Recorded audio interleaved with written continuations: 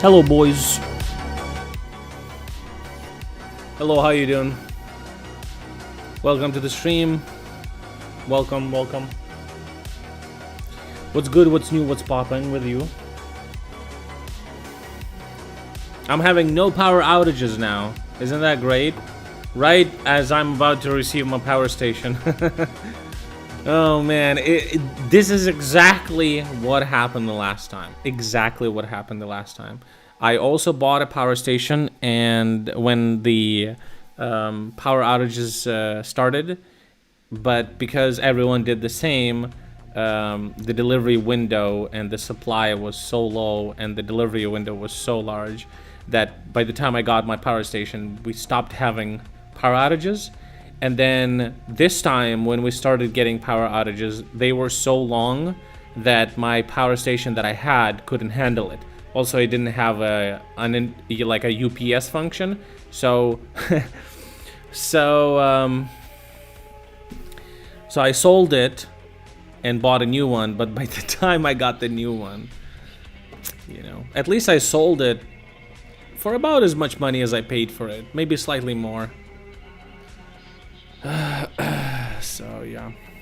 Anyway, have you seen that fucking crazy AI generated clip or like an ad for Harris campaign that Elon Musk is spreading online? That is fucking wild. That is unironically election interference. How do people allow that shit? That is fucking crazy. You haven't seen it? Bro, I gotta find it. Twitter, Elon Musk.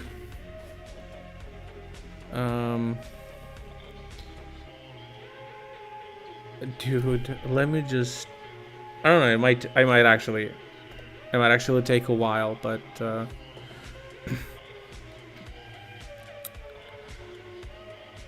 what the fuck? Diablo 4 news? Oh. What the hell?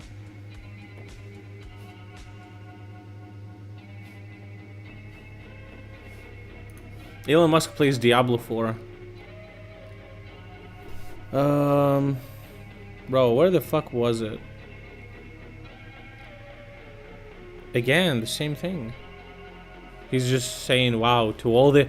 Oh, he's saying wow to all the popular, like, Diablo 4 streamers because you want to play with them or some shit. Reposts... Well, the Venezuela situation is... it's good that he's putting attention there, but... Like, what the fuck? It's just so weird. He is against fucking...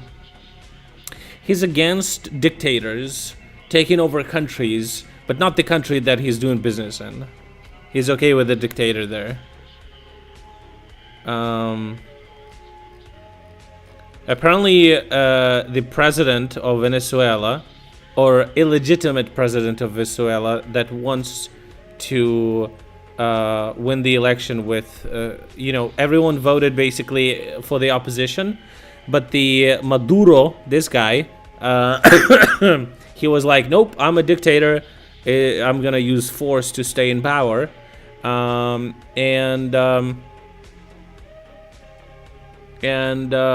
Musk said that he's a dictator and he shouldn't be a president, and this guy said that he's gonna kill Elon Musk. He's like, straight up, I'm gonna kill ya. That is funny. Okay. No, it's not this one. Jesus Christ, how much this fucking shit this fucking moron posts. Oh my god. Is it maybe just in the posts? But I think no, he replied to it. Fuck. Fake Harris video Musk. Oh, maybe I'll just oh. How Google wins again. Okay. So he posts this. Oh shit, he doesn't even repost this. This is straight up just a post. Wait, what the fuck?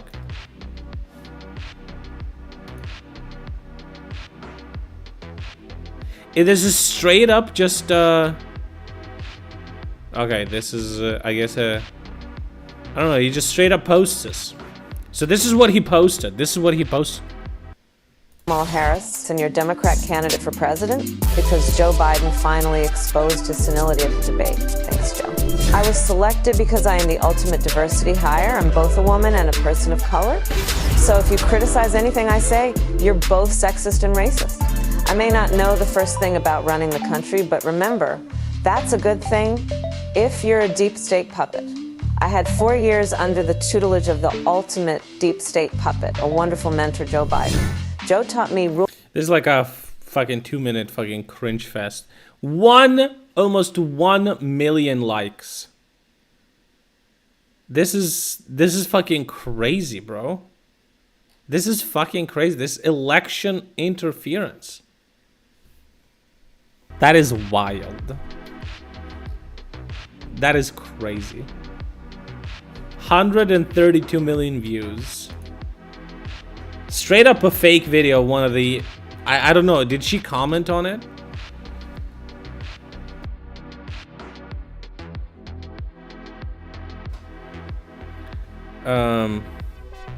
I mean, a lot of people are criticizing it. MAGA has run out of ways to attack Kamala because nothing sticks. Now they're pivoting to the EI, but it's like 42,000 likes. Still a lot of likes, but... Can you do one for Trump? I'm sure it'll be pretty easy. What the fuck is this bullshit? Elon Musk bought Twitter to affect US elections. I mean, Twitter would be the company to buy, right? To affect US politics. Very political, very US focused platform.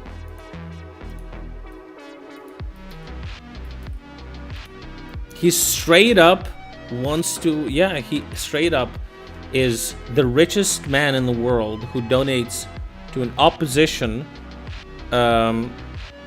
campaigns, runs the biggest social media, one of the biggest social media companies in the world, and interferes in the election for the opposition to his preferred candidate. It's crazy. Absolute horrid fuck. God, what a fucking brain-rotted loser, dude. What's up, buddy? He's losing and he's panicking. I'm interested to... Sorry, I'm interested to hear like a response from Harris. So, the fucking governor of California, Gavin Newsom, the guy that we kind of like here, said that he quote tweeted or something, and he said that shit like this should be illegal, and I will make sure it is, and in California or some shit. He was fucking yeah. He went fucking hard in that shit. Well done for him. No police investigations. That sounds giga illegal. We'll see what's gonna happen. I mean, Jesus, that's fucking wild.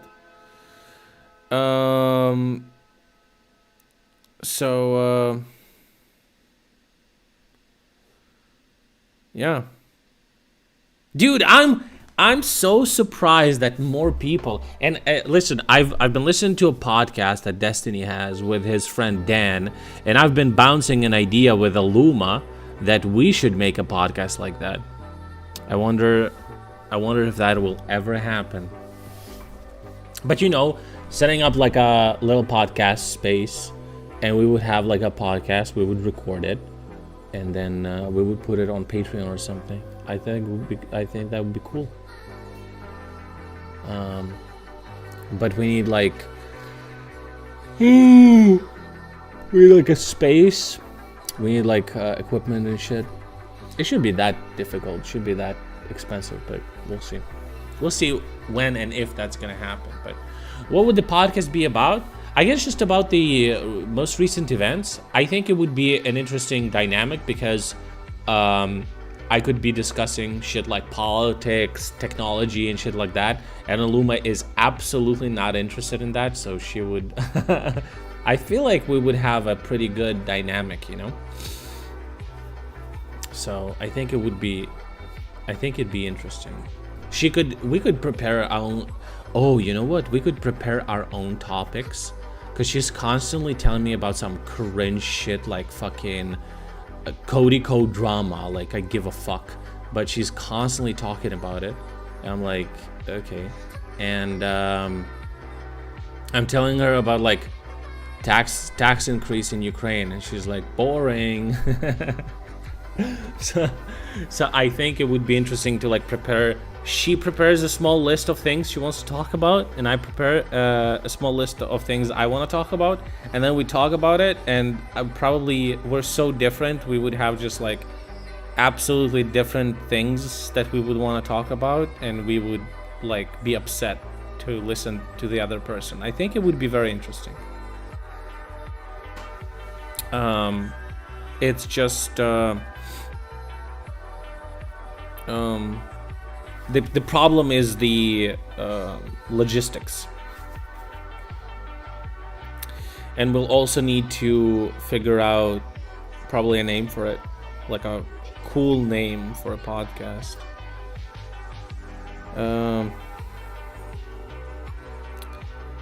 I mean, we already have all the equipment we need. We'll just use it to stream. I have a camera, she has a camera. I bet we could have like 2 cameras, you know? 2 camera setup.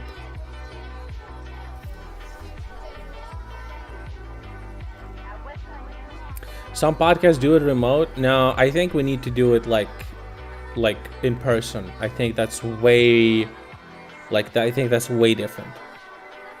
I feel like people would enjoy it way more. But I'm seriously considering. Sorry guys, I remembered all the fucking things Aluma wants to talk about, so I just got super fucking sleepy. So but yeah.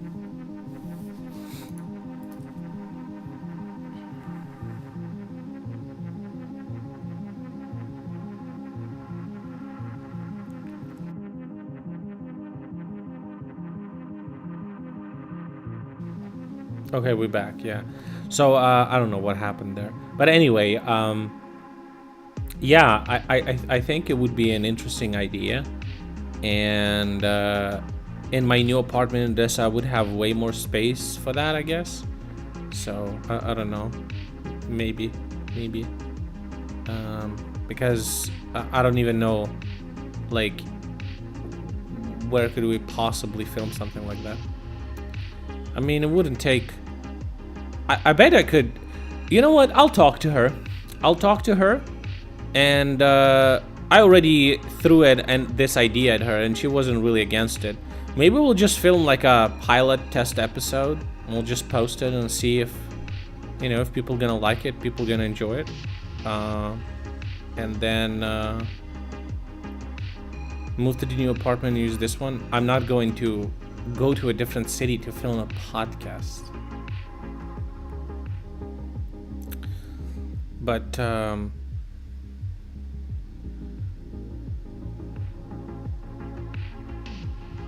mean, I wonder, you know. Anyway, I'll talk to her about the logistics, about how we could possibly do it.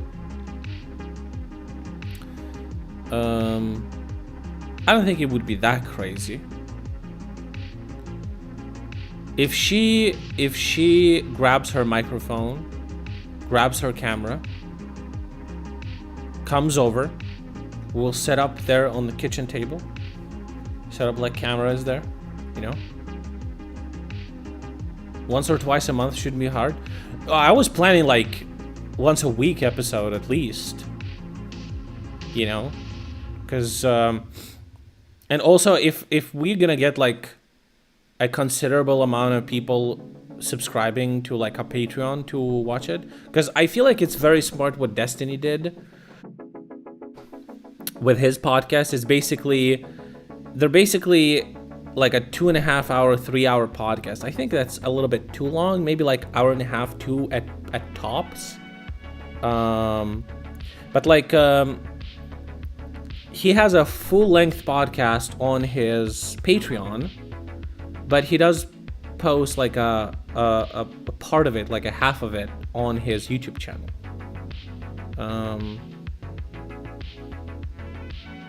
So I think it would be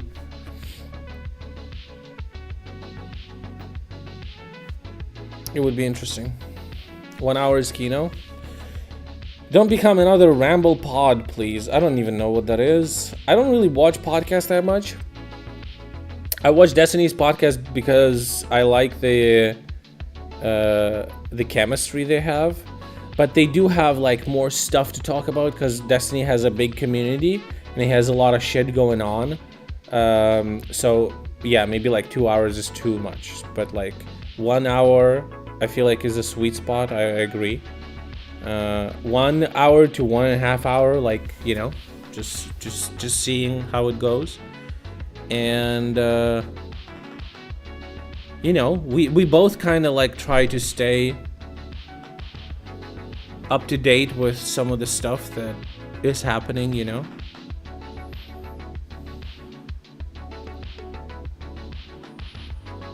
Could be interesting.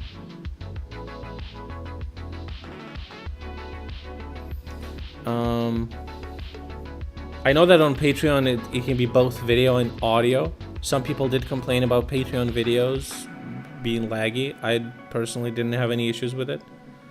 So it's interesting. Would you subscribe to something like this for $5?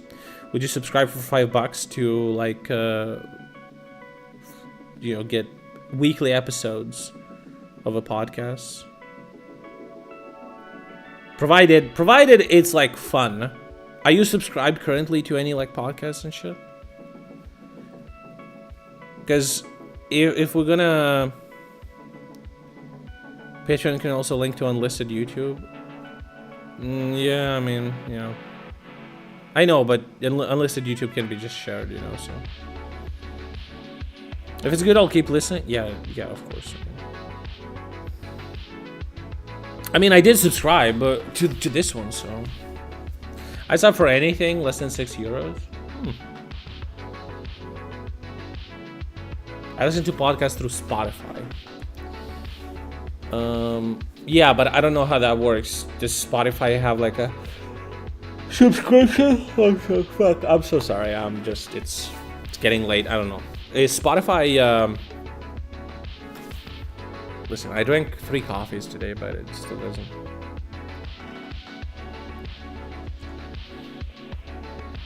I don't know how Spotify works, I'm gonna be honest. So it's probably just gonna be Patreon and that's it. But I don't pay. I get ads. Yeah, we will have to make it paid. I think some part of it is gonna be free on Aluma's channel. I thought that would be a good idea because she has a big channel, but she doesn't really post or anything anymore. So we might like reactivate some people who would be interested in stuff like that from her channel. And it could be.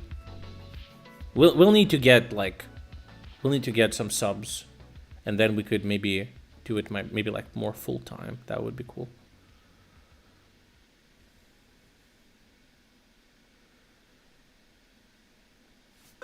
Yeah, that's what I'm thinking, right? It's like a free part of the podcast is on some kind of platform that gives visibility, and then extra stuff is behind the paywall, kind of. I think that's a really good.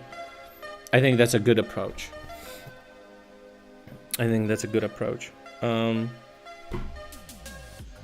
But yeah, anyway, that's just something I thought about because I feel like it's good to. I feel like podcast is just a cool. It's just a cool format. It's just a cool format. You can, if you have chemistry with the guest or like with the podcast partner, because I constantly see like clips online from a couple of podcasts that just seems fun. I didn't really watch them because I don't really have that much time. But today I watched Destiny's one, so Yeah, it's also a really cool format because you can both like watch it and you can also listen to it. And listening to stuff without watching is just, nice. It would be good to like show some clips and videos, I guess, depending on what you're talking about, because sometimes you need to watch something to to comment on it or something. So Comtown, it seems very familiar. Comtown. Oh, podcast. What the fuck? John Hamm? Comedy podcast?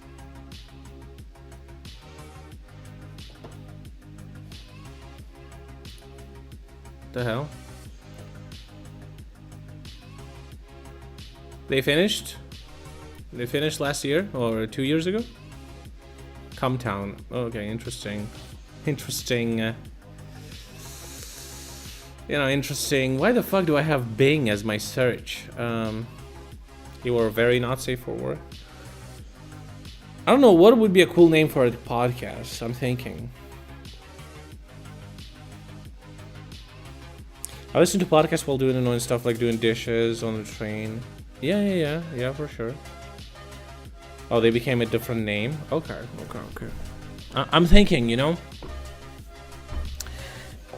the name should kind of reflect that it is both a podcast and what is it kind of about, maybe.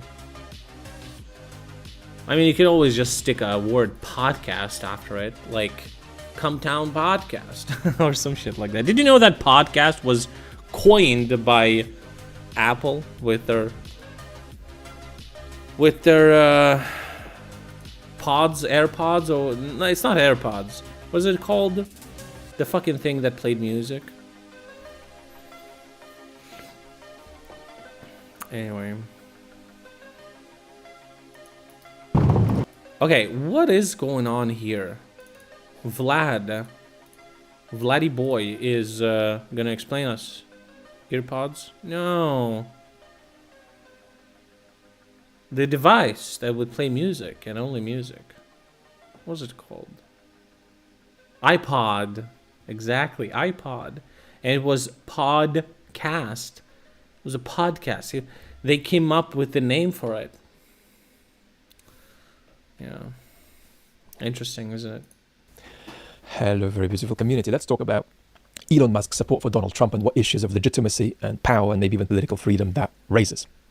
Quick announcement, there's going to be a long-form question and answer session that's coming probably tomorrow. It's coming slowly because of my limited time windows each day to sit here and answer questions, as is my great pleasure to do. But unfortunately, I can't do it as much as I would like. So that's probably coming tomorrow now. And if you want to watch it, you may need to skip around or put aside 2 hours for it. Elon Musk. A quick aside that I think is worth mentioning, and that is that as somebody who is neurodiversity literate, even though I'm not neurodiverse myself, I have enormous physical empathy for Musk, because I can see all the 77 ways in which he dramatically struggles with his neurodiversity at many levels, including just the level of communication. Oh no, he struggles so much. The richest man in the world. With it at a cognitive level, it structures the way he thinks in a way that's very challenging for him, and is part of his enormous gifts, but it's also something that's very painful for him to be stuck with. Now, this raises, of course, another question about neurodiversity. There's a controversy in the neurodiversity movement, and that's whether you can talk about people's neurodiversity unless they have been positively diagnosed with it and are then open to discussing that in public. And the answer is actually that no, that's not ethical, with 2 exceptions. And the biggest exception is political power. When the way somebody handles or mishandles their neurodiversity has an impact on the lives of millions of people. If that's the case, their right to privacy about this doesn't go away, but it gets outweighed by the overwhelmingly more powerful claim about public interest. Therefore, ideas like the suggestion that you shouldn't discuss the neurodiversity of the ex-UK Prime Minister Liz Truss, I can tell you as a political philosopher, might sound reasonable and appease an instinct of political correctness in us. They are outrageously misguided, right? There's no contest there. The public's right to know and public interest dramatically outweigh this, because this is a person who's talking about how they would use nuclear weapons and so on. Putting this aside now, let's get into the issue with Musk, which is not an issue with Musk. It's a structural issue, really, for anybody in his position. What is less important in this chat is that Trump has said that Musk is giving him 45 million a month. Musk has denied that, pointing out that that's not the correct amount, that it's not going to Trump anyway, or at least not directly, but it's going to a super PAC. That does raise very important issues, which we won't talk about today, about money as speech, right? And what it means for a political culture to take money to be speech. I wonder if Vlad watched that video. It's not possible in any human culture to argue convincingly that money is anything other than power and not speech. But I don't think that's the central issue to discuss here. The central issue is that Musk owns a huge speech platform, which accommodates a couple of 100 million users, whose algorithm Musk has access to and a modicum of control over, and whose algorithm Musk could adjust without us knowing anything about it, without us having any oversight over this. And there's something really worth laboring here, which is certainly an issue of legitimacy, and some people whose view I don't endorse in this chat might argue it's an issue of political freedom too. Somebody like the intellectual historian Quentin Skinner might come along and say, well, this is actually an issue of political freedom at the level of freedom conceived as non-dependence, not being dependent on the arbitrary power of somebody and their capacity to exercise it over us, whether they actually do so or not. That's a very important point, right? If I woke up tomorrow and I had the right to decide whether Jake Bro and Ryan Macbeth and other colleagues here on the platform get to stay on, even if I reacted to that bizarre new power that I had responsibly, and I said, well, it's none of my business whether they stay on this platform, and indeed I like them, so they should. Even if I responded to this bizarre predicament in that way, that'd still be a massive crisis of legitimacy. Why do I have that power? What if it is the case that today I say that I feel warm and protective about Ryan Macbeth, and I think he's a marvelous explainer, and any disagreements I have with him are reasonable, so I feel very supportive of his work. But what if I wake up next week and I decide that the brand of cigars Ryan smokes is one I disagree with, right? Because he doesn't age them enough, or the flavors are too bold, or something else. Even if I never get to that place, the fact that it is open for me to get to that place raises huge issues of legitimacy. I'm laboring this point, even if they might not be issues of political freedom, as Quentin Skinner might argue. And whether Quentin might be right here is something I'm going to leave aside for a longer chat on the philosophy channel.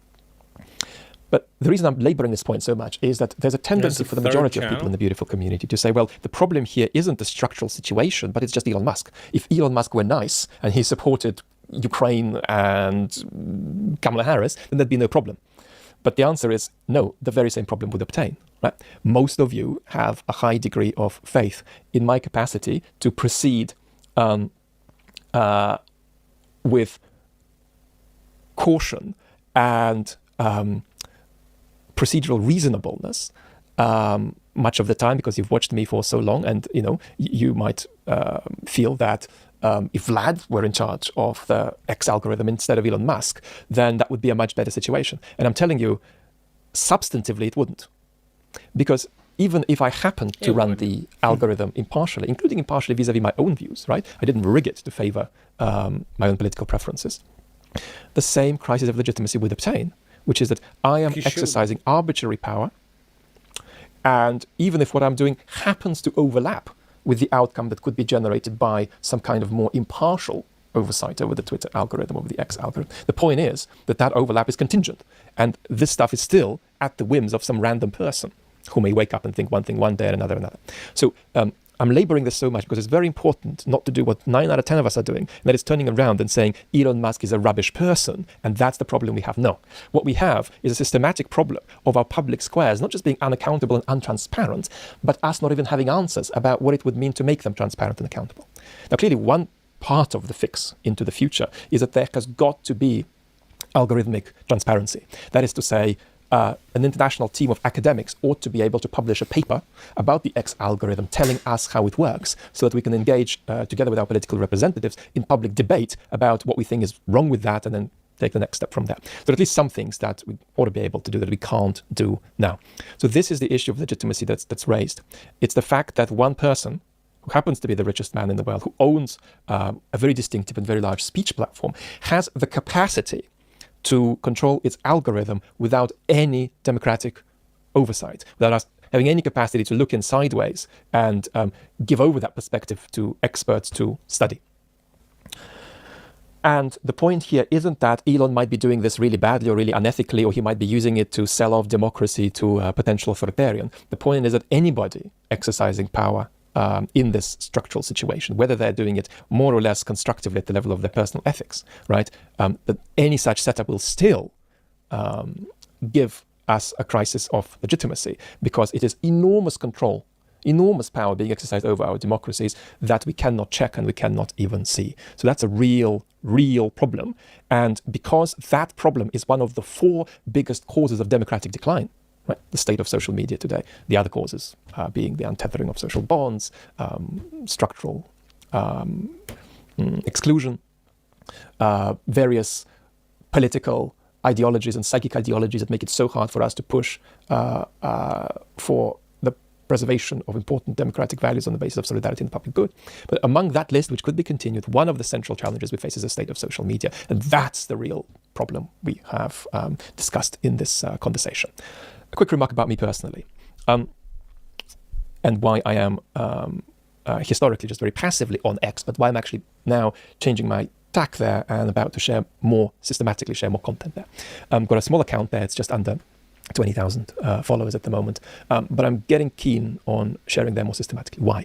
Well, the first thing to understand for everybody watching is that whenever you make a decision about what platform to be on and what to do there, you've got to put your mental health and sustainability first, and only second questions of where you get good information and where your presence might do some political good because you're supporting some important cause. All of that is secondary to your mental health and secondary to you feeling that what you're doing there you can do sustainably, that you have buffers in place. Who cares? Going to destabilize you. So care about what you put into your body in the way you're present on a platform comes first. That's very important. I don't have problems of that kind, so it's easy for me to sort of just be on any platform without reflecting on how it impacts my mental health, because it doesn't.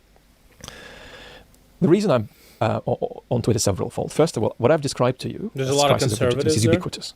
It affects all social media platforms. It just happens to be that it's worse on some platforms than it is on others. But there's no way of escaping it, right? If you truly wanted to escape it, you'd need to be off social media. There are big problems with the YouTube algorithm too. It's just that they are less obviously politically partisan than they are on Twitter. But they're different. There are different problems with the YouTube algorithm that absolutely conditions what content gets promoted and to whom. The implication here is that YouTube puts you in your own bubble and basically recommends you content that you already find interesting. So if you're spiraling into some conspiracy shit, it's going to be way easier to do now. Yeah. Another point, there's very much part of my relationship with politics is my relationship with politics is effective and it's not expressive. So I'm not going to be boycotting some country's produce if I think the country's politics is bad, unless I feel that my boycott will actually do some constructive and effective good. If it's just about how I present to the world aesthetically, that's not going to sway what I do realistically. So the fact that I might not agree with certain conduct of Elon Musk's isn't going to undermine my desire to be there if I feel I can share a message that's responsible and can reach some people, right? And the very first substantive clip I shared on Twitter just in the last few days has got 250,000 views. It's clearly worth it. Now, damn, it's a lot of views. The other thing I would say, I guess, is that I've forgotten what I was going to say. So I had one other interesting consideration about it being constructive to share some of my content on X, but I've forgotten it. So therefore, hang out here on the chat channel tomorrow for long-form Q&A, and thank you so much for being with me. Lots of love. Oh no. I mean, it is concerning. It's very concerning, and it seems like Musk totally doesn't give a fuck either, and he does whatever the fuck he wants, and he has no accountability. Yeah, it just, I don't know. It's not good. It's not good. I hope he's gonna get fucked somehow. I mean, Biden is the president. Administration is,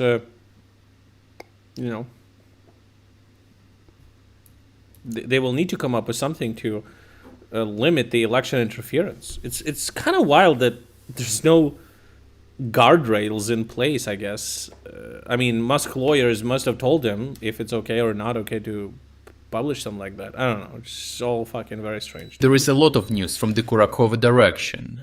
Here, after Russian forces conducted a series of unsuccessful attempts to find a weak spot in and around Kostiantynivka, the Russian commanders had to adjust their approach. Oh, shit. This led to a change in their tactic, and they prepared for one of the largest Russian mechanized assaults since the beginning of the war. Well, let me guess how it ended, huh? The probing attacks observed over the past month aim to assess the strength of the Ukrainian response, identify the types of munitions used, and most crucially, measure the time between detection and response.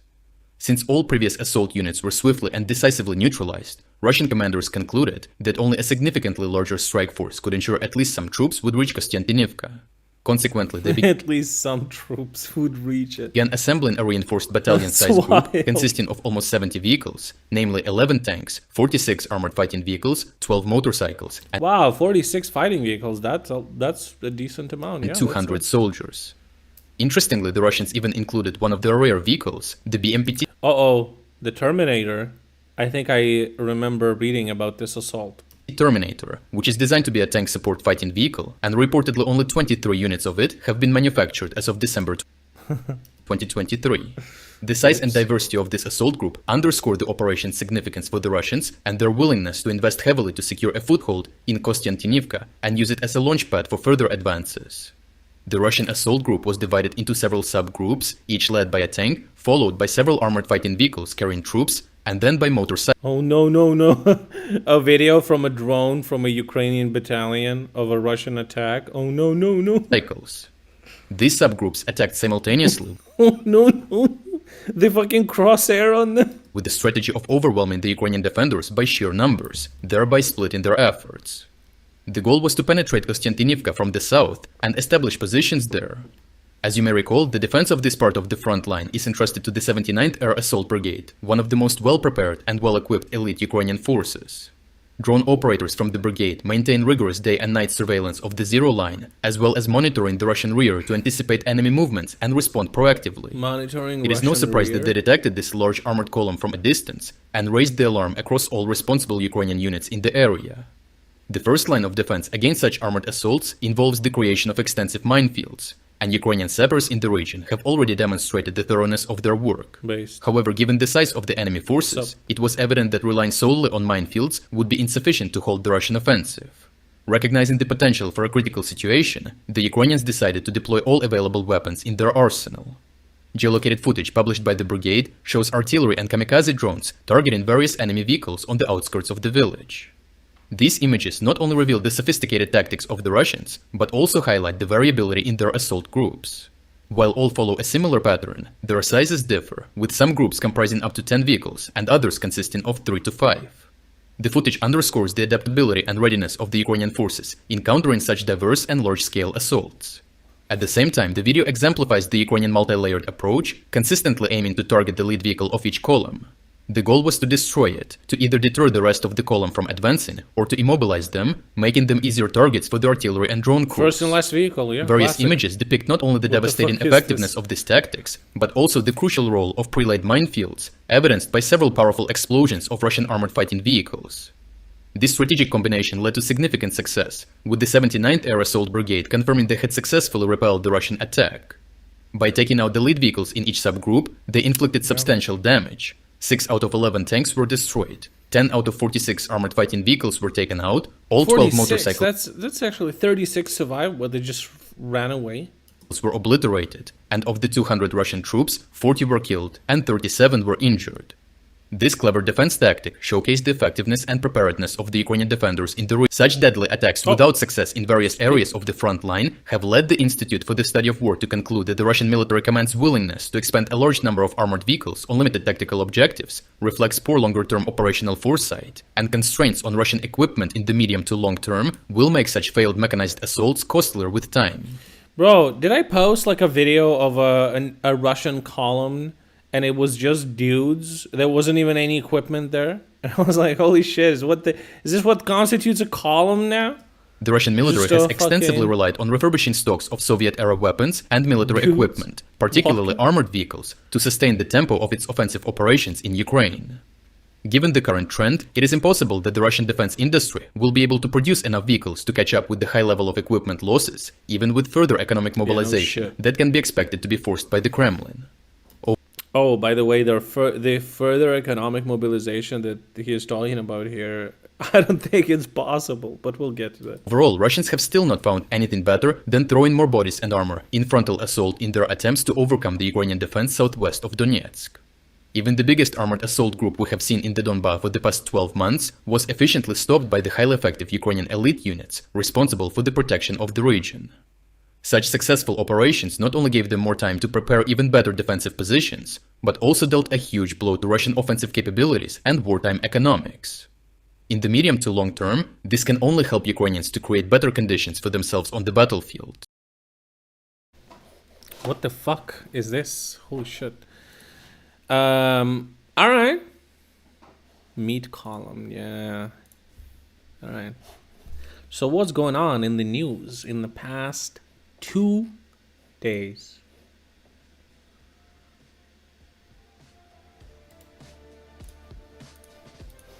Alright, what do we have? So, first of all, Argentine's president, Javier Milei, is with his classic afuera, but this time for the dictator Maduro. He says that the old dictator, get out, right? Venezuelans decided to stop the communist dictatorship of Nicolas Maduro. The data that we have is basically stating about the incredible victory of the opposition, and the world is waiting until the regime will recognize the defeat after years of socialism, the misery, and the decay and death, right? Argentine is not going to recognize yet another fraud, and we hope that the armed forces this time are going to defend democracy and the will of the people, he says. Based statement. He also recorded a video. It's not his video that he recorded, but I'll play it a little bit later. But good statement. Agree with everything, pretty much. Yeah, dictatorship. A lot of people just straight up, we're against it. Even people that support dictatorship in their own country, like Elon Musk. But anyway, we had sanctions. We applied Ukrainian sanctions on substations in Orlov and Belgorod regions. Oops. Подстанция. Это даже. Это уже попали. Подстанция. Не, это сейчас еще будут. Я тебе... Opa. In Venezuela there were elections, and Venezuelan dictator Nicolas Maduro rigged the country's elections and won them. After processing 80% of the ballots, he gains 51.2% of the votes. At least they're better with math than Russians. Opposition candidate Edmundo Gonzalez, 44% of the votes. Independent opinion polls predicted a victory for the opposition since Maduro had an extremely low rating. A number of South American countries, such as Argentina, Peru, Chile, did not recognize the elections in Venezuela as fair. It's Maduro's third 6-year term in a row, and under him, an economic catastrophe began in the country. Yeah, no shit, he's a fucking dictator moron. Venezuela, with its... name one dictator that actually did well in his country. Like, what the... Venezuela, with its large oil reserves, is plagued by severe poverty. Massive inflation and brutally repressive regime. The opposition coalition said it did not recognize the election results and that it had won 70% of the vote. It's interesting that even that they're not completely lost because they have opposition in the country. That's, you know. Erdogan is stripping balls. He said that Turkey, in order to help the Palestinians, could enter Israel just as it once entered Libya and Karabakh. The Israeli Foreign Ministry responded by comparing Erdogan to Saddam Hussein.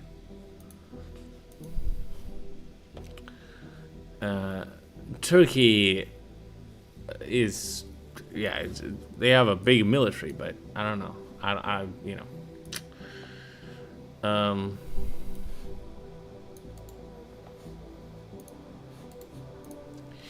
Slovak Deputy Prime Minister Tomas Taraba refused to go to the closing of the Olympic Games due to dissatisfaction with an opening ceremony, which he called a disgusting symbol of a perverted decadence that has abused the beauty of sport and turned it into progressive political theater. It has nothing to do with the sport. What the fuck is wrong with you, loser? I watched it. It was absolutely fine. Who cares? Dozens of scientists have appealed to NATO to accept Ukraine into the alliance. Well, thanks, but NATO doesn't care, probably. The employees of the Russian propaganda agency TASS were kicked out of the Paris Olympics and had their accreditations revoked. Based France. No propaganda machines allowed, dude. Chinese electric vehicle maker Zeekr, I've seen them, couple of those vehicles inside my city. They look pretty good, actually, not gonna lie. They will begin blocking onboard entertainment systems in electric vehicles produced for the Chinese domestic market but used in other countries. I guess they're maybe cheaper or something like that, or have more features and people just export them. But any software shit can be hacked, so I don't, who cares, right?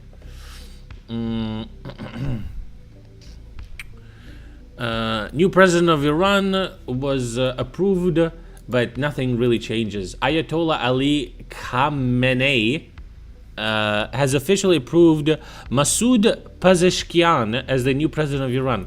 President of Iran doesn't really do anything, really. They have this, I mean, he doesn't decide anything. I'm sure he does things. But they have like a supreme leader, this Ayatollah, that Iran can't get fucking rid of, dude. He's fucking old, but he needs to die. What the hell? They're in a bad spot because of that fucker. So it's so interesting. It's just like, oh no, you do have a freedom. Look, you can select the president. It's like, bruh. The president of Finland said that Finns need to get used to the fact that there's a war near the borders of their country. There's gonna be more of it on the territory of Russia. Just you wait.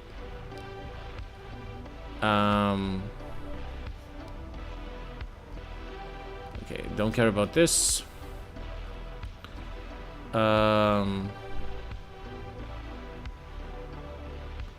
Oh yeah, there's more information that in Mali, the Tuaregs liquidated the commander of the 13th Assault Detachment of Wagner PMC. The fate of one of the commanders of Wagner PMC, of another commander, is unknown. According to conflicting reports, he was captured or died. I mean, good? Either way, really. Tuareg ambush provided the Wagnerites in Mali with the heaviest losses during the presence of these mercenaries in Africa. This is what a couple of Ukrainian officers does, you know? Provide weapons, provide tactics, reconnaissance to these groups, and they're fighting for their country, you know? You get a cool fucking freedom fighter allies, and you fucking kill Russians. Win-win scenario. Now this is like a constant reappearance rubric on our stream. Russians getting washed away like some fucking shit from the face of the earth.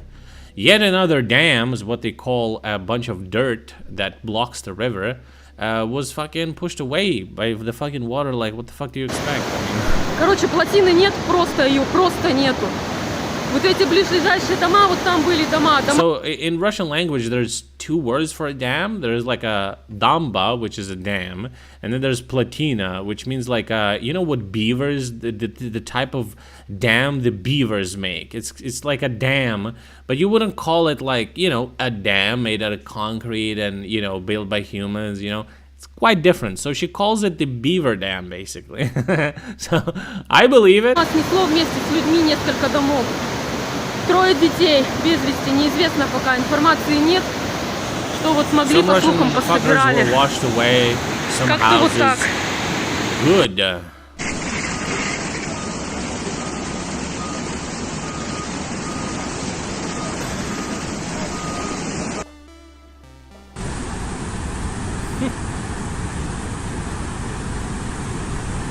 Those three things you can watch infinitely. How fire is burning, how water is flowing, and how Russians Jesus. Russian propagandist found a Ukrainian connection in the situation in the Mali. Look, they found pictures of Ukrainian soldiers in the region, I guess. Good. And it's probably also true. And yeah, based and proud of that. Well done, guys. Well done, boys. You did a good work. You did good work. Giga Chads. Ukrainian Giga Chads. North Korea is getting washed away again, damaged by heavy rains. North Korean propaganda, of course, reports that Kim Jong-un personally led the operation to rescue the residents, personally, somehow, by sitting on the chair while everyone is standing. This is kind of Kino pose. Okay. A Italian pastry chef Roberto Linguanotto, the creator of the tiramisu, has died. Oh no. Just carry him out. True, I don't think he walks. Oh no. In Russia, 8 carriages of a passenger train derailed after the train collided with a KAMAZ truck. Don't trains usually plow through that shit? What's up, DVD? Not this time, I guess. Who's cracking? I'm doing fine. What about you? Look at this. Russian trains from the safest to least safest ways to travel, huh? Because planes lost that a while back.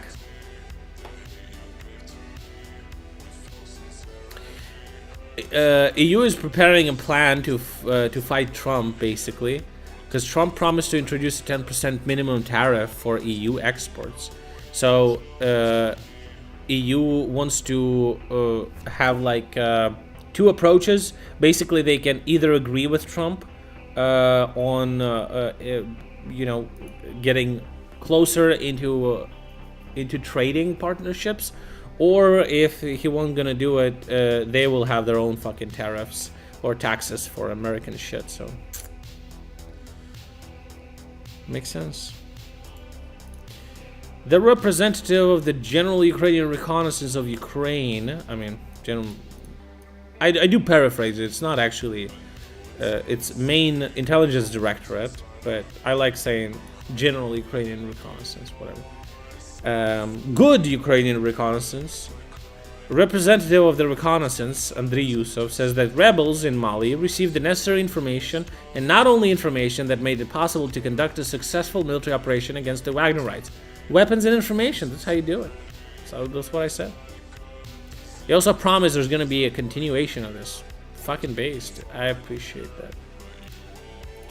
Kadyrovites staged dances with shooting in the air in the city of Voluyki, Belgorod region. For some reason, local residents did not like this.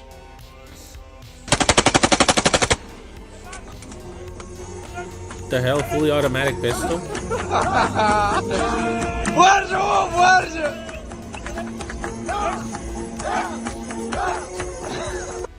the fuck is this stupid shit?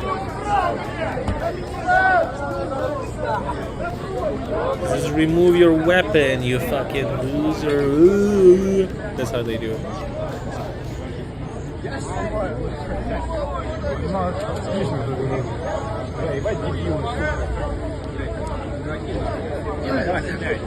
Anyway, I started blasting.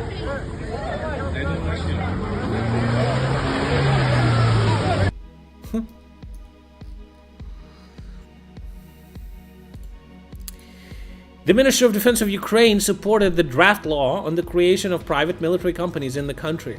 The initiative should help legalize foreign volunteers. Based! 2.5 years after the start of the war. Very quick. Couldn't do it earlier. German city of Ludwigshafen. An explosion occurred at the largest chemical plant in Germany. At least 14 people were injured. The investigation continues. What are they making? What are they making? Chemical plant? Do they make explosives? Is that Russia's sabotage? The leader of the Dutch right-wing Freedom Party called for Turkey to be expelled from NATO amid Erdogan's statements about the possibility of entering Israel. I think Erdogan is just posturing. No shot is actually gonna do it. It's normal. Anyway, the Islamo-fascist Erdogan is threatening to invade Israel. This guy is completely crazy. Turkey should be expelled from NATO. It's interesting that he's a well, he's right-wing, but they're not saying that he's like, you know, ultra right-wing, but they were making VHS tapes. Yeah, some of the companies and plants just make everything, huh? Another dam in Russia is oh, is it the same dam? I'm sorry, maybe it's the same. Hungary out first. Hungary needs to get out of EU. I don't think they're in NATO. Are they? Maybe they are, I actually don't know. United States providing a new $200 million package to Ukraine. It will include air defense interceptors, ammunition for HIMARS, anti-tank weapons, etc. Where is F-16? Where are they? Are they operating already? We're just not saying? I just don't understand. What's going on? I don't see any big booms. Journalists identified new Russian styrofoam UAVs.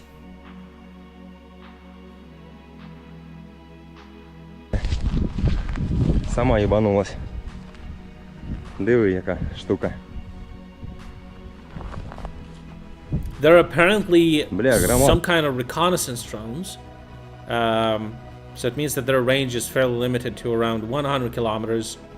But yeah, it's not good that they're making some new shit that's pretty cheaply made, but could provide some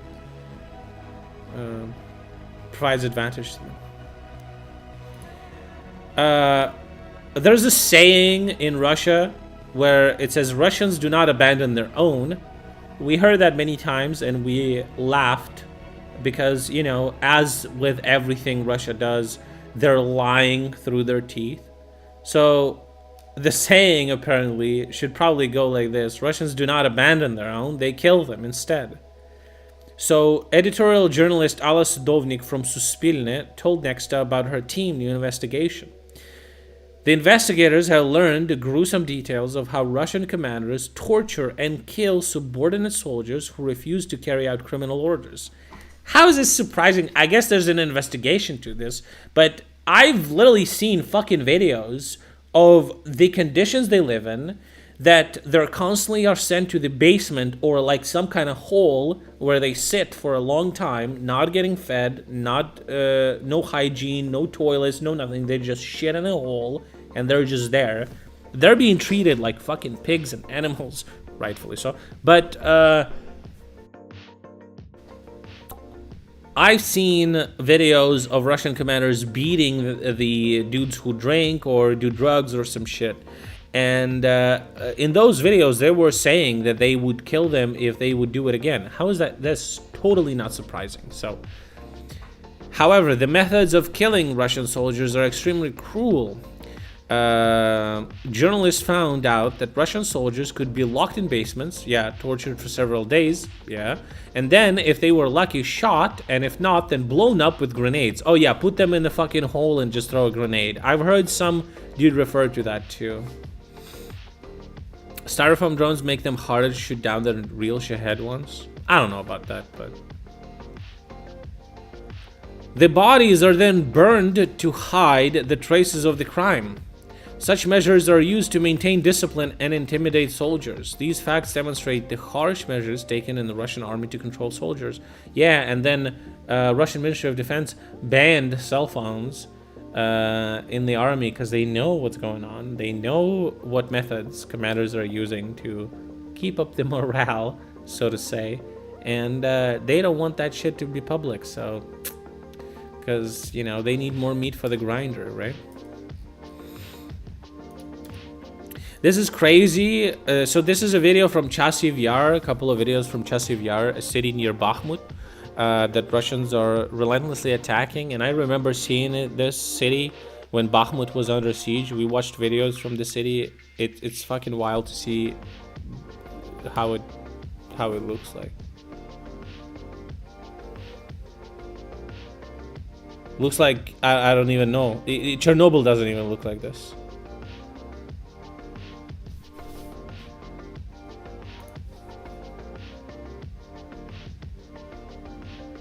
That's wild.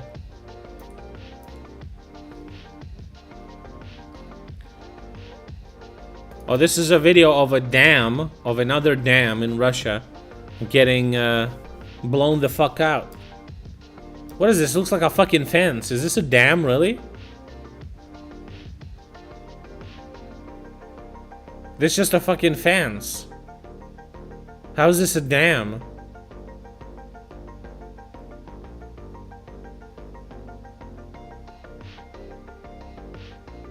Holy shit.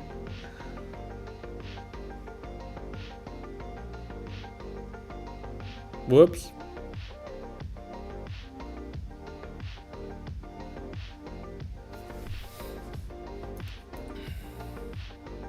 But this is the video that Milei posted for Venezuelans. Es un mensaje para el heroico pueblo venezolano. El fraude que ha llevado a cabo y perpetrado el dictador Nicolás Maduro. So what he says here, the gist of it is, Dictator Maduro falsified the election results. He has awakened the spirit of resistance in Venezuelans, and sooner or later, socialism will collapse. Man, I love him. He hates fucking socialism so much. That fucking base as fuck. Socialism always brings death, courage, dear Venezuelans. True. And here they are, destroying Hugo Chavez, Venezuelan socialist politician, military officer, president of Venezuela from 1999 to 2013.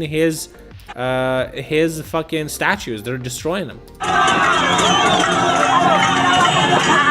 It's fucking funny, isn't it, that the most rabid haters of socialism live in socialist countries. It's fucking funny how that happens, huh?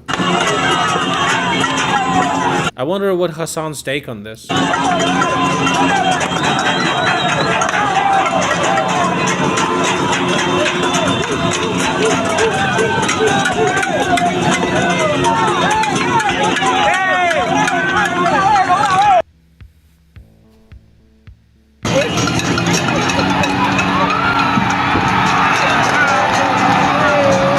Reminds me of Just Cause.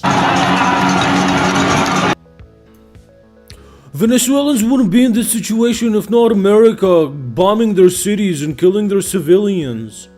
But Hassan, America never did that. What did you just say? Ban that guy. Ha ha ha! Jesus. They were fixing canal when temporary dam failed. How long were they fixing it for? The Russians? Fucking 10 years?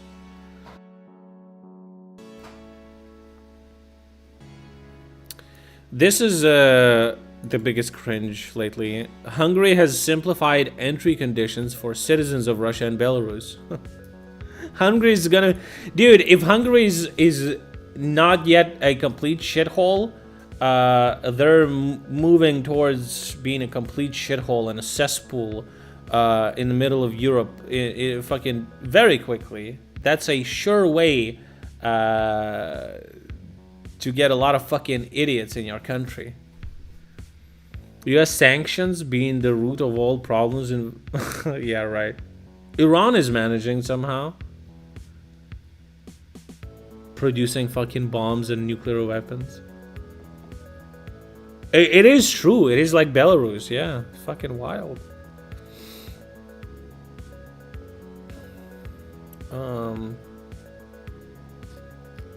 What else?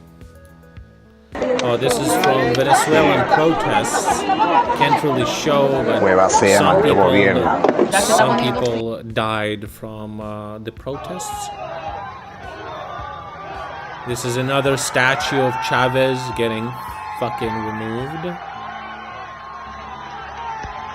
They're doing it. They're doing it. Let's go. Let's go. Let's go. Huh. Like a turd. Damn, that's based. But doesn't Hassan support people protesting and showing their, you know, what is Hassan's take on this? I wonder, just super curious.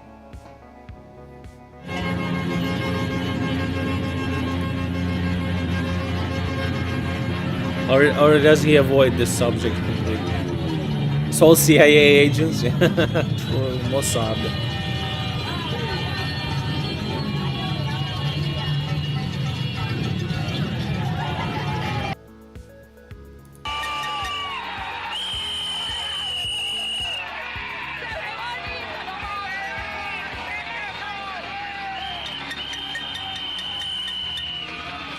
Yeah, it doesn't seem like a guy that a lot of people support in the country, really. Oh, it's our fault now? We are worldwide power, after all. Another dude got hit or shot.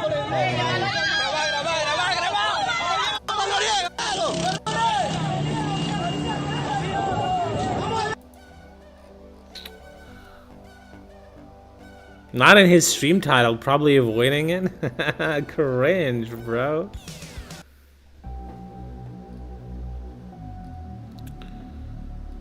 The atmosphere in Russian pharmacies.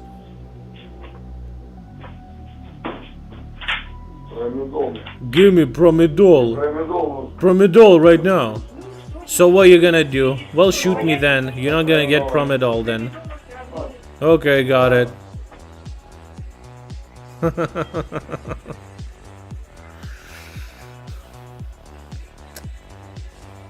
The Russians that live in Russia, they don't want to live, dude. They just don't want to live. They don't care. It's like, why the fuck?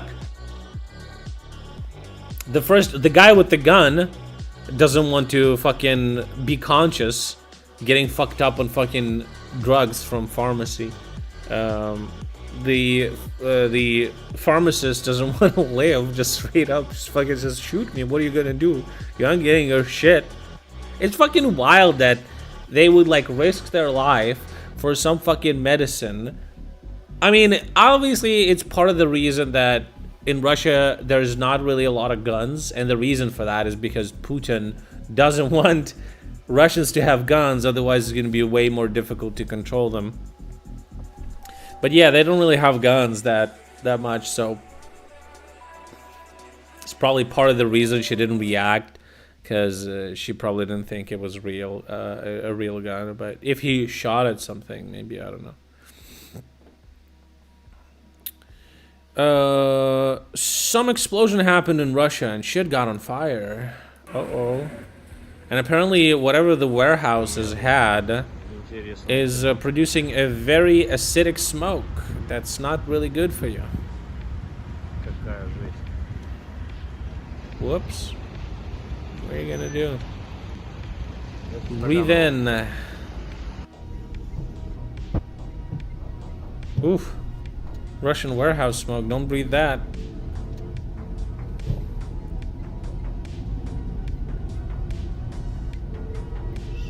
What the fuck does this... Wait, what? What is... Bro, on the billboard it says, what is this scam shit? It says, night eye lenses for children starting from 6 years old. Restore vision while your child is sleeping. In what fucking way, dude? Magic? Fucking what the fuck? Stupid shit is this? What does that even mean? How does it restore the vision? Lenses when you're sleeping. Wow. That's wild. No such thing exists? Yeah, of course it doesn't.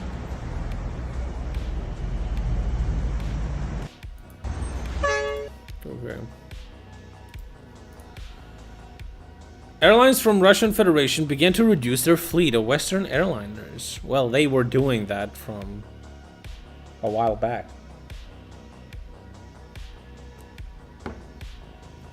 From the end of October 2023 to June 26, 2024, the number of airworthy aircraft of the fleet of the 13 largest air carriers decreased by 3% to 693 aircraft. According to Russian Aviation Register, the largest number of aircraft during the reporting period were decommissioned by the company Rossiya, a member of the Aeroflot Group, 12 vessels. At the same time, 19 liners are in conservation. Also, S7 and Yamal lost 5 ships each, and UTAIR and Airfleet lost 2 each. Ships, maybe like planes. Main reason for the increase in the number of retired aircraft is related to the difficulties in servicing and repairing imported airliners. Didn't they basically nationalize all the fucking planes? Like, the planes are not theirs, I think. The number of aviation incidents has recently increased as well. Yeah, that's true. Not enough. I mean, with proper maintenance, they can probably fly for a while, right? Until they actually need like straight up part replacements.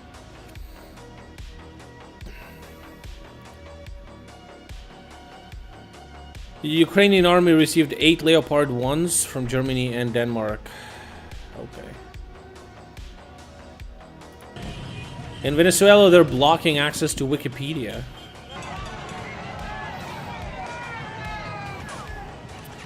The commission claims that the election results are 51% of people voted for Maduro.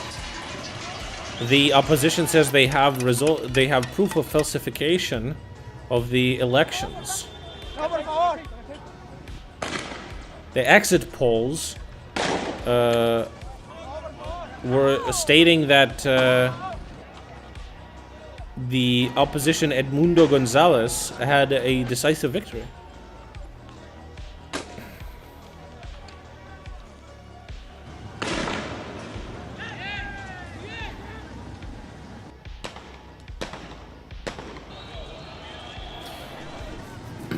It's good that they're fighting for their freedom. I 100% support that shit. 100%. I hope they succeed. It's fucking wild that... Dude, it's wild that, like, this is so fucked up and the fucking cops... Oh, man. They're protecting the regime. It's so cringe.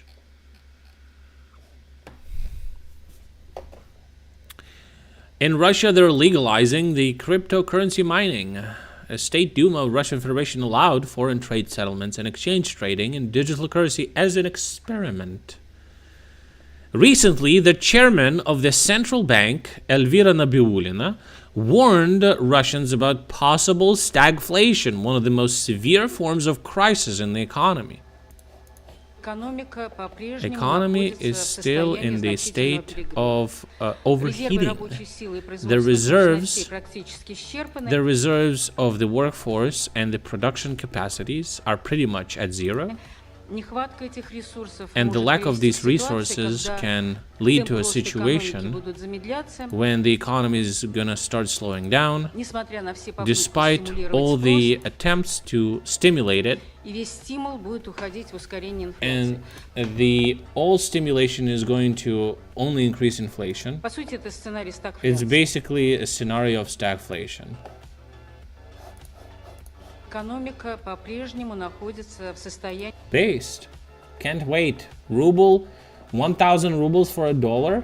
Let's go. Dollar. Holder.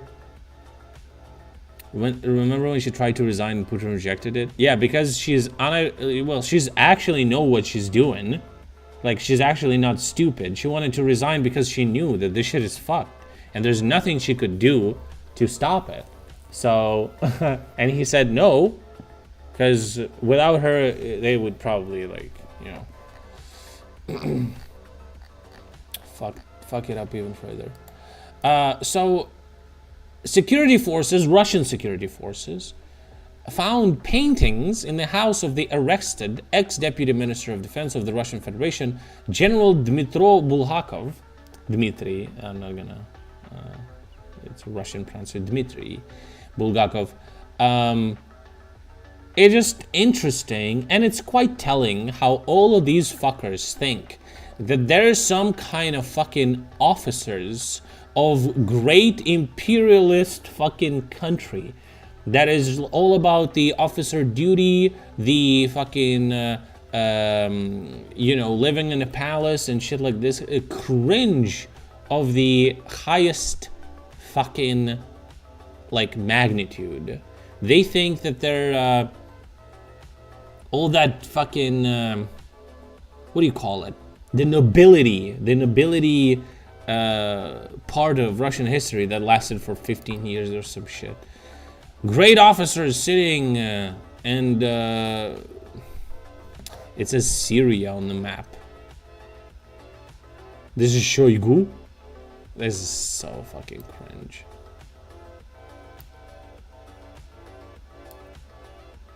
It's just portraits of himself. It's so fucking... Why? Yeah, she is competent. That's precisely the reason that Putin wanted her to stay. And that's why she wanted to leave. She knows what's gonna happen to the Russian economy. And she knows there's nothing she can do to stop it, right?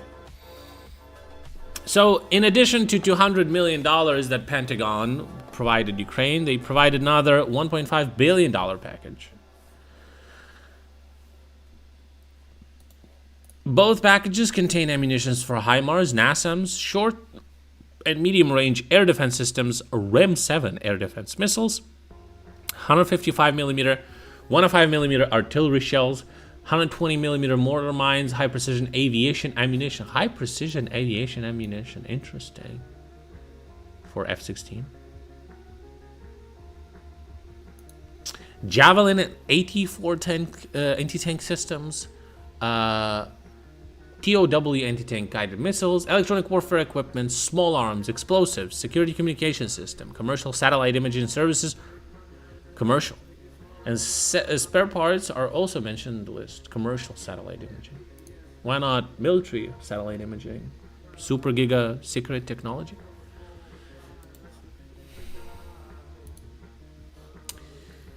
The defense plant in Russia, NPO Automatiki,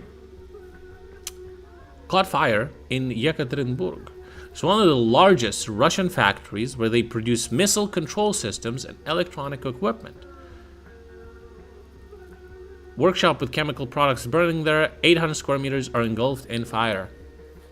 Ooh, nice. What can I say? Looking good.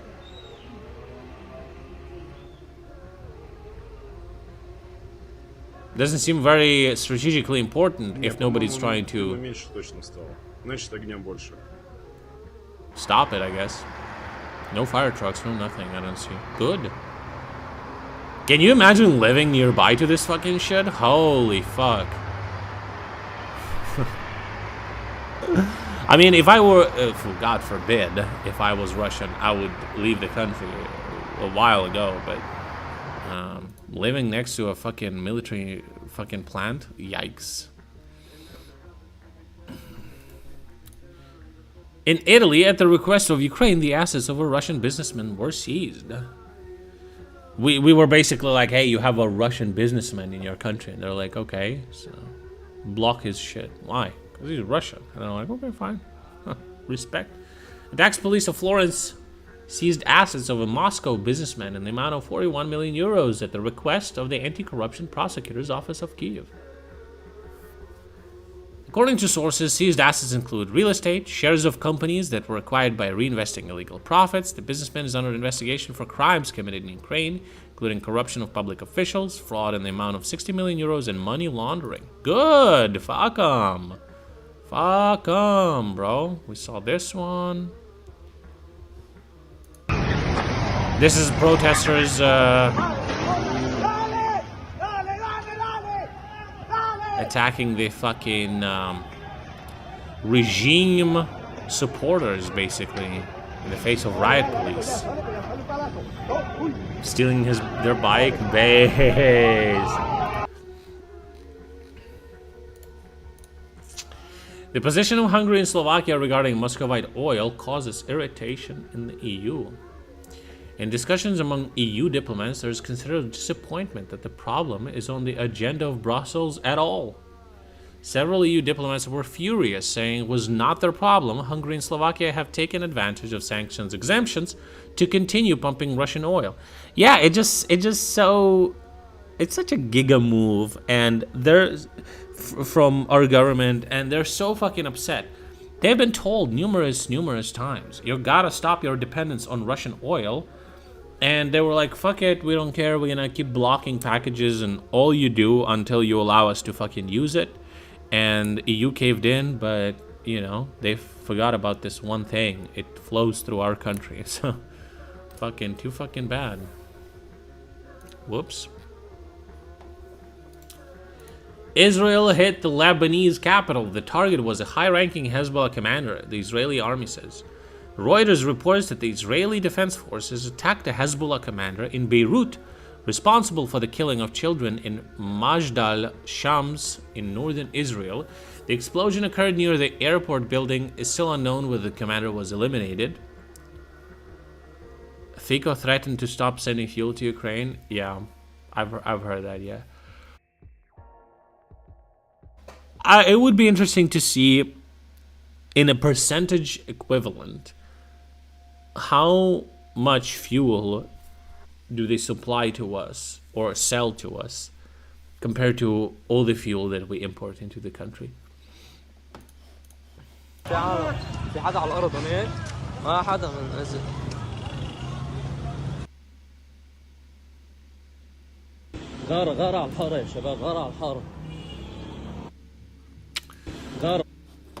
Oh well. Fuck around, find out, I guess. Opa. Everything was invented not in Kyiv but in Brussels. Siarto accused the EU of stopping the transit of Russian oil. Oh, so it's not us that did it. It's so funny. It's so interesting how it doesn't matter what we do.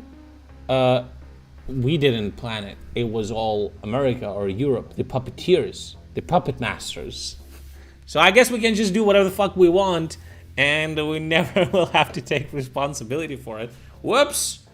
Nuked Moscow. Sorry, America told us. America told us to do that. Go, solve issues with them, I guess. Okay.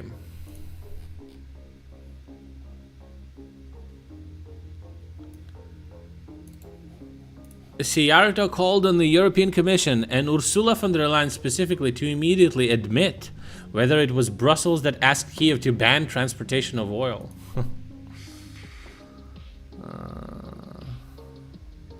Yeah. Who cares about you? Who cares? Nobody cares. It's pathetic. It's pathetic that they're crying now that they're getting fucked. That EU needs to help them while they were blocking pretty much every fucking decision. I don't, fuck them. Okay.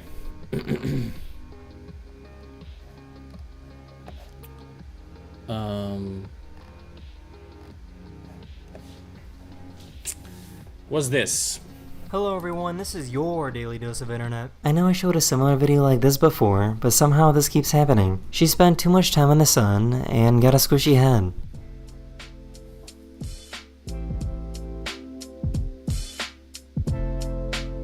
Damn, bro. Oh my gosh! I made it! I made it! I made it! Oh my god! I made it! Oh my god! This guy found a tactical way to escape from the police.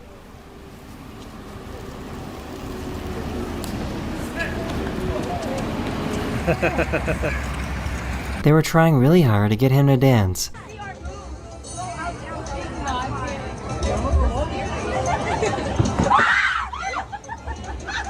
Is that a little This person flight there? attendant was nice enough to bring a special belt for his little friend. She's very... You see? Yeah. Oh, they have belts for that? And here, closer. And then the little ones here up there. Yeah. And then close the buckle. Yeah. And tighten it. Safe. Thank you. They tried to Is prank he autistic or some shit? Why does he have... him by putting a goose on him while he was asleep.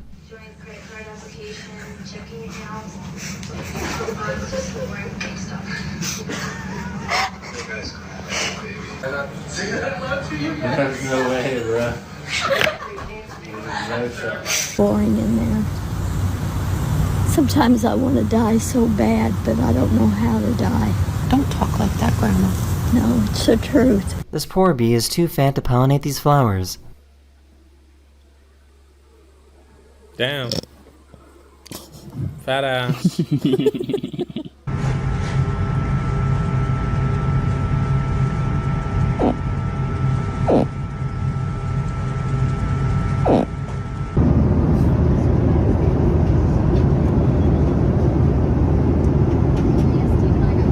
Don't you choke on it?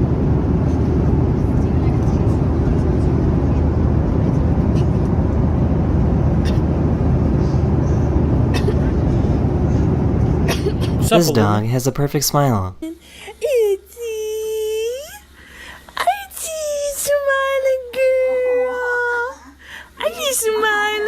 Guillermo! Ow! Give me my chicken! Ow! So this is pretty crazy. A scientist recently discovered a piece of microplastic that was stuck to a cancer cell.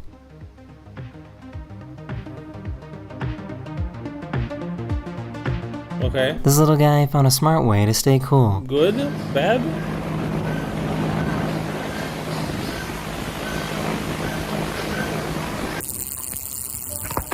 Oh shit. Rakamakafa. Oh damn. Oh! That is the end of this It video. worked! We hope Oh you- my god! What's up, girl? That is the end of this video. We Ooh, hope you this is enjoyed. boober. And I'll see you guys Kurva again boober. very, very soon. Later. That's a bobber. Okay, do I have any TikToks for you boys? Do I have TikToks? Oh, I don't. I didn't. Oh, cause I have power now, so I don't watch TikToks because I have power. I don't have power outages, so you know, it is what it is. All right.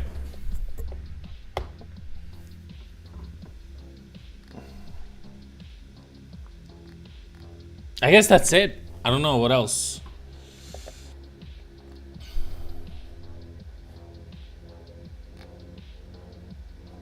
What else, guys? Anything else? Show TikToks? I don't have any. Just a random one? Eunice? Nah.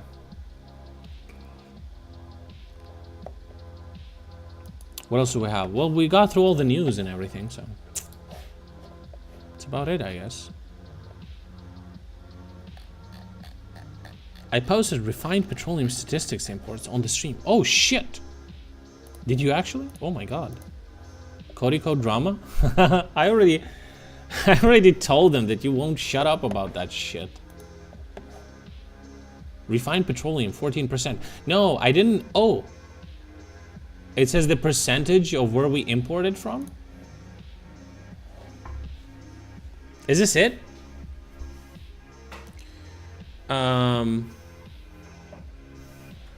Wait, we still... Oh, well, origins, right? Origins. Slovakia is 3.3%. Hungary is 1.6%. It's not that much. I bet we could find other import substitutes for that. 6.75%. It's 2022, so I guess it's 0 now from Russia, huh? Has anything new come out about Kodiko drama? Dude, what a stupid fucking drama, dude. Here's my take on it, okay? He was what, 23 and she was 17? They were on a fucking some party in fucking wherever, dude. They were all fucking drunk, hanging out. They're all famous fucking personalities. It doesn't seem like he was pressuring her to fuck him, or he was using his clout, or he was promising her clout to fuck him, or anything like that. They just fucked mutually. Oh, she's a fan. Well,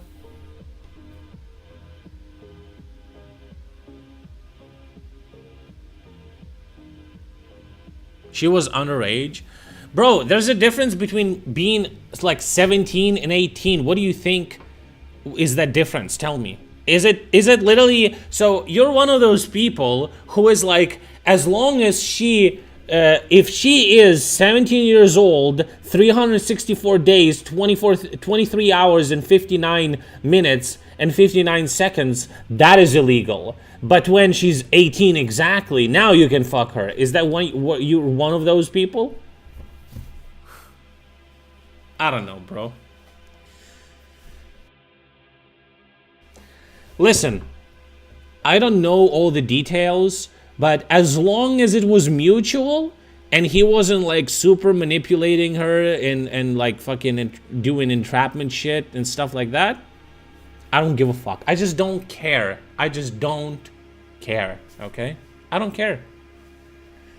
I couldn't care less about this shit, okay?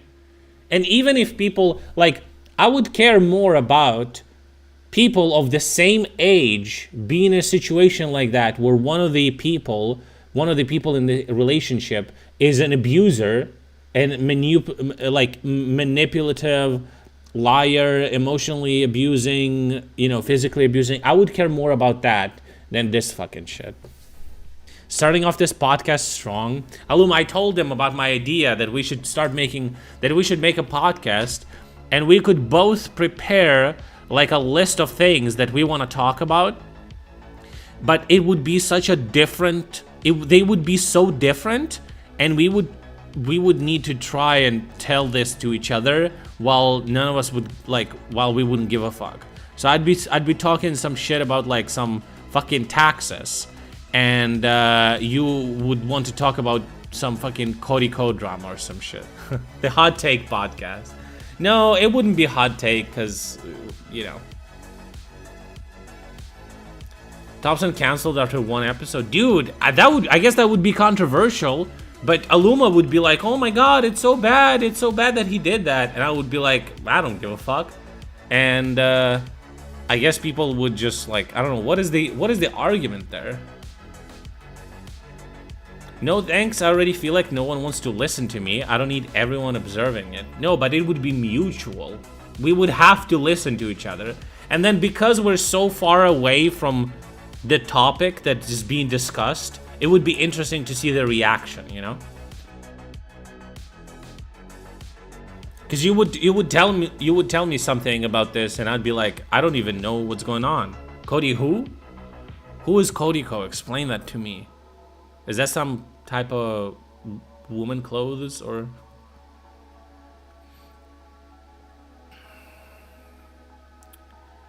And then I would start talking about taxes and you would be like, I literally don't give a fuck. I'm not earning enough money to give a fuck about taxes, right? Who cares? That isn't interesting. No. Obviously we would talk about it. It would be interesting because we're like from different, we're like from different backgrounds. We have different interests, you know. So I don't know. But Aluma, you would need to follow way more dramas than that. Any more dramas besides Cody Co? It's such a boring drama. Like, what what was her name? Tana Mongoose? Goose? Did she say anything about this? Was she like, oh my god, he fucking sexually assaulted me? Was she saying something like that? Or she doesn't... I know nothing really about that shit. And don't get me wrong. Of course, that's how it started. Oh. Okay. Don't get me wrong. I don't give a fuck about Cody Co. I don't care about that guy whatsoever. I never watch his videos. That shit is fucking boring as fuck. I never, like, had... I don't want to say I never liked him. I just don't care about him, you know? I don't like nor dislike him. I know that this Tana girl is an obnoxious little fuck. And was super annoying. With her, like, online personality. But that was years ago. Did you also not like Mr. Beast? Oh, did you hear about the fucking drama about Mr. Beast? That apparently he's a fucking liar and a scammer? Big surprise there. Ethan Klein will cover this for 20 hours. I'm aware of the Xander Hall drama. The guy is mentally ill. That's the drama. He's unironically mentally ill, and he's either gonna kill somebody or hurt himself. He already did. Who? No, Mr. Beast, I watched like a video that Destiny watched on his stream. I kind of watched it with one eye.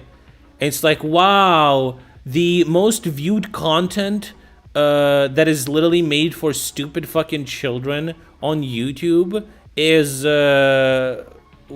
fake with CGI actors and like, yeah, no shit. What do you mean? Everything happens in the last second in those fucking things. Yeah. Because it's fake.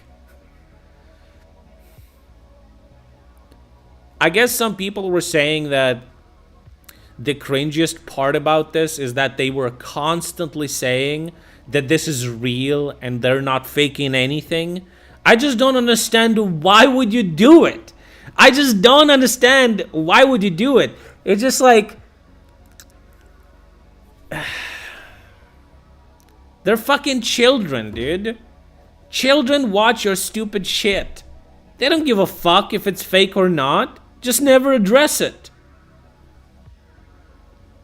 Never talk about it. Just say, we're making videos, guys, and we're trying our best to make it as fun, as entertaining as possible. And, you know, we're trying to make it super enjoyable for you, you know? And we're happy that you like our content. As soon as somebody says something like, do you fake your videos? You can just so easily just skirt around it and never say anything specifically. It would just be so easy. But they constantly are like, we don't fake anything. It would be so much easier if it would fake things. It's like, what the fuck? So stupid. So stupid. It's just so... Dude, it is so obnoxious to, like, grow up, I guess, and realize that smart people are the people that... Oh, shit, I broke this fucking plastic thing that I've been fucking around with for the past 2 hours. It's shitty to realize that people who are actually smart are those fucking unshaven, hair, like Neanderthal looking motherfuckers that sit in their fucking rooms surrounded by papers that they're furiously writing about some fucking bullshit that is boring as fuck, but is gonna be the biggest achievement of humanity in the past 10 years. that are never famous, that are never rich, that are never successful. Those are the people that are smart. And people who are like actually famous and successful and rich, they're fucking stupid as shit. And it's just so obnoxious to fucking I wonder if Destiny is like the best ratio between like success, money, and intelligence. I'm wondering, was like the smartest, richest, most famous person. You know what I mean? Like if you compare him to Elon Musk, obviously he's not as rich and is not as famous. Sure as fuck, way smarter than him. You know what I mean? It's like the ratio.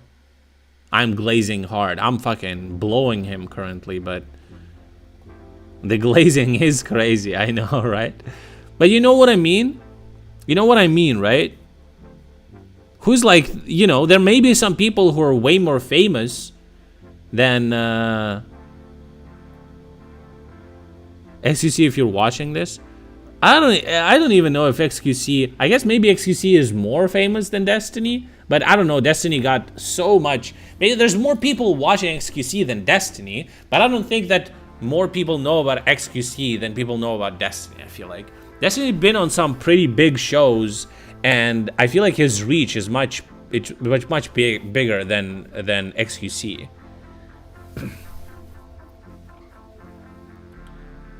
Destiny Live is sleeper? I mean, it is sleeper because it's like boring fucking research shit, you know?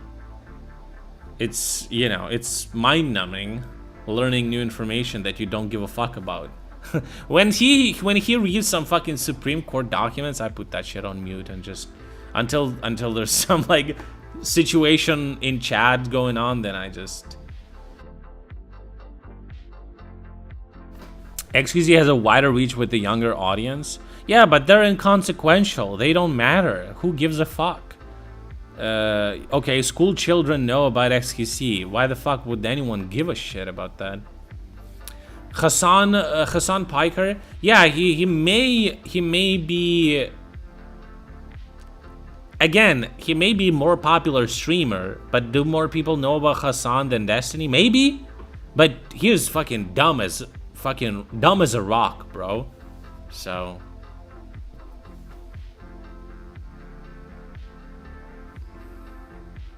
I was thinking low 20s, not actual kids. Yeah, maybe XQC's content is for like teens, you know, rather than children for sure.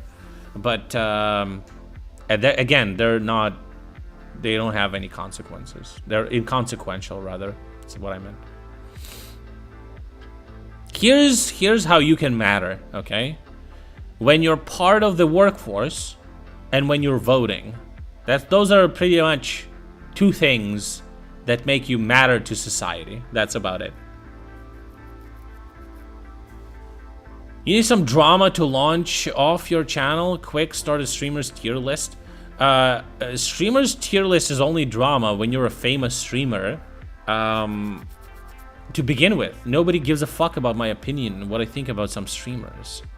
I don't even know that many streamers.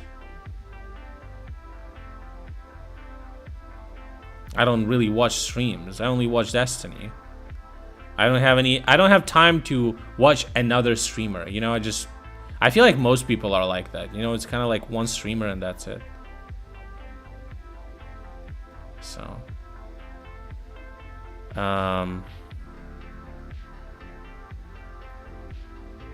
call out Hassan, say you will fight him. I would fight him, but Hassan's gonna be too fucking big of a pussy to fly to Ukraine. Ask Dylan to join his hippy dippy debate on August 16. I don't even know what that is. It's like an online thing. Debate about what?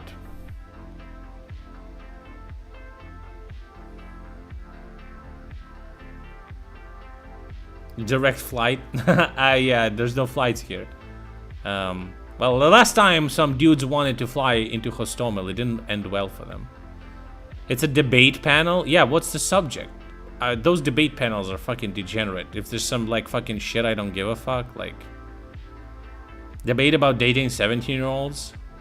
I mean, unless you're what is the formula? There's like a formula, right? It's like the age of the partner plus your age divided by 2 and then plus what? There's like a formula there. Listen, if you want to date a 17-year-old, you better be under 18.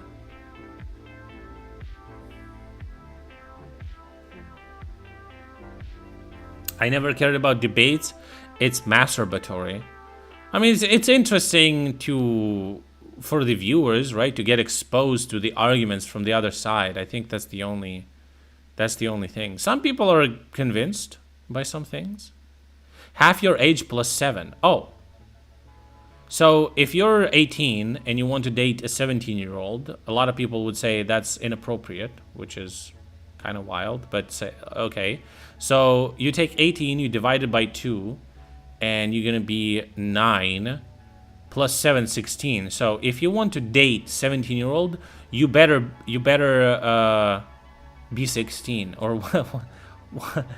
what's the... Oh, wait. Basically, no. That's the age you can date. So if you're 18, you can date a 16-year-old?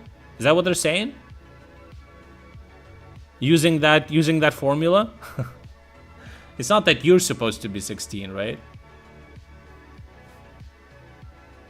How is that gay? I have sex with men. No, how does he say? I date women and have sex with men. And I got news for you. It means you're gay.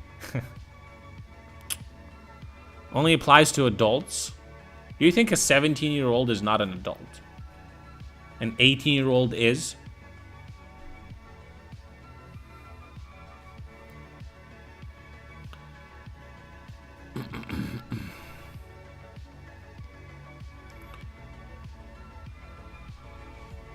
Answer the question.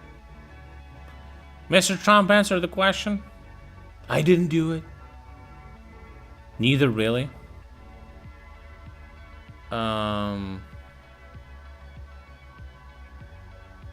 What is age of consent in Ukraine?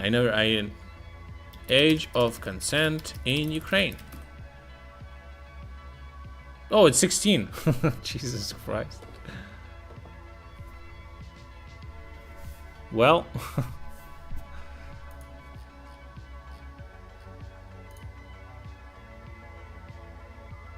Wait, what the fuck? Poroshenko signed a law introducing that the legal age of consent is 16. Wait, what was it before that?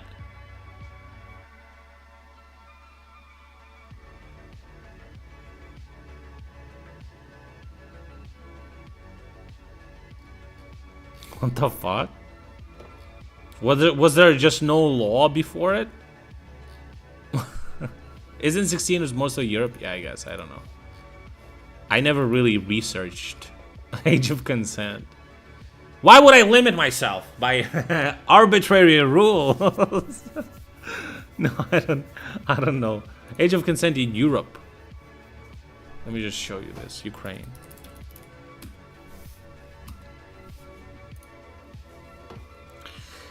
The age of consent in Ukraine is set at 16 since 2018. What was it before that? I don't understand. That's what's so interesting about it.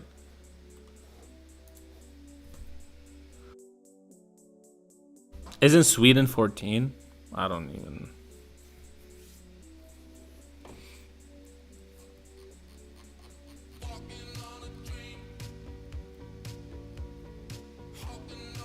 Was it just not written into law before this? This is like something completely different. Poroshenko invented consent. Because a lot of his customers are children eating candies. And he's like, I'm gonna protect children by introducing the age of consent at 16. Like, what?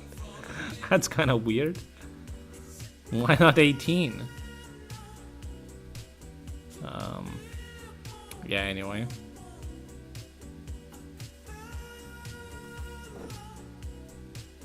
$16? Too old though. Well, if you're 13, then yeah, I guess maybe.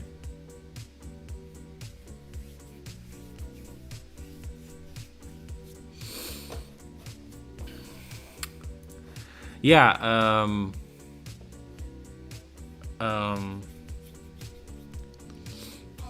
I don't know. Do you watch Tinder? There's nobody on Tinder. Just nobody. Unless I set a lower age. Unless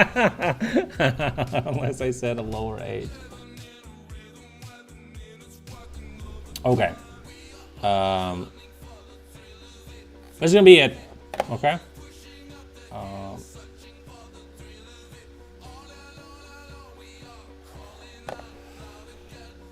This is what happens when we can't send links. Yeah, it is crazy to me that you cannot send links in YouTube chat. It's wild. It is wild. Anyway, guys, thanks for watching. Hope you enjoyed the stream. Tune in day after tomorrow for another stream. Okay?